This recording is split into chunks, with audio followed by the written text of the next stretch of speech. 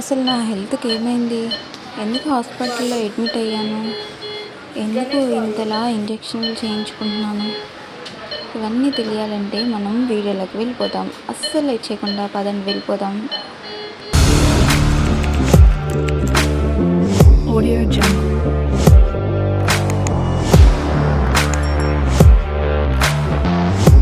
Hello guys, welcome back to our channel. అసలు నేను హాస్పిటల్లో అడ్మిట్ ఎందుకు అయ్యాను, అసలు ఏమైంది అని అనుకుంటున్నారు కదా. నేనైతే చెప్పాలన్నా నాకు కొంచెం బాధగానే ఉంది. ఎందుకంటే నాకు ఫుడ్ పాయిజన్ అయింది. నైట్ 2 ఎగ్స్ తిన్నాను. అది తిన్న వెంటనే పడుకున్నాను. అది డైజెస్ట్ అవ్వక ఫుడ్ పాయిజన్ ఇంకా బ్లడ్ ఇన్ఫెక్షన్ అయిందంట. ఎర్లీ మార్నింగ్ 4 నుంచి నాకు మోషన్స్, వామిటింగ్స్, ఇంకా స్టొమక్ పెయిన్ తట్టుకోలేక ఇంకా హాస్పిటల్కి అయితే వెళ్ళాము. ఇక్కడ వచ్చేసి ఇంజెక్షన్ సిరేంజ్ ఎక్కించడానికి 2 సార్ల ఇంజెక్షన్ ఎక్కించిన బ్లడ్ అయితే పోతూనే ఉంది. ఇంకా లాస్ట్కి స్టొమక్ పెయిన్ తగ్గిన తర్వాత నేనైతే ఇంటికి వచ్చాను. చాలా అయితే బ్లడ్ లాస్ అయింది. మొత్తం బెడ్షీట్ మొత్తం అయింది బ్లడ్. ఇలా 2 చోట్ల అయితే చేశారు. హ్యాండ్స్ ఇప్పటికీ దగ్గరికి అయితే రావట్లేదు. నేను చేసిన మిస్టేక్ ఏంటంటే నైట్ తిన్న వెంటనే పడుకోవటం. మీరు తిన్న వెంటనే పడుకోకండి. అయితే డాక్టర్స్ ఏం చెప్పారంటే నైట్ ఎగ్స్ తినవద్దు, తిన్నా మీరు వాకింగ్ చేయాలి, అందుకే అది డైజెస్ట్ అవ్వక ఇలా అయిందన్నారు. ఈ మిస్టేక్ మీరు కూడా చేయకూడదనే ఈ వీడియో.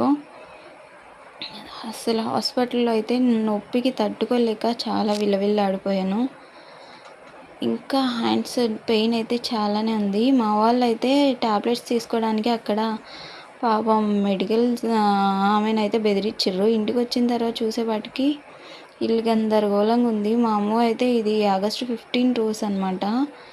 మా అమ్మ అయితే ప్రోగ్రామ్ ఉందని స్కూల్లో వెళ్ళిపోయింది. నేను ఇంటికి వచ్చాక చిన్నోడికి కూడా కొంచెం అన్ఈజీగా ఉంది.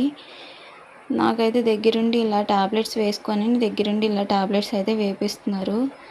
ఎన్ని టాబ్లెట్స్ ఇచ్చారో కొంచెం దానికి. అసలు డెలివరీ అయిన తర్వాత ఓ 8 ఇయర్స్ 7 ఇయర్స్ దాకా నేను ఇంజెక్షన్ జోలికి పోలే, ఏడికి పోలే. నాకు హెల్త్ బాగాలేదని చెప్పి ఇల్లు మొత్తం క్లీన్ చేసి పడుకుంటే మా చిన్నోడు మాత్రం నా స్కూల్ బ్యాగ్ ఉతుక్కుంటా అని వాడి బ్యాగ్ వాడే నీట్గా వాష్ చేసుకొని ఆరేసుకున్నాడు. ఇంకా మా అమ్మ స్కూల్ నుండి రాగానే కూడా చాలా బాగా హెల్ప్ చేసింది నాకు.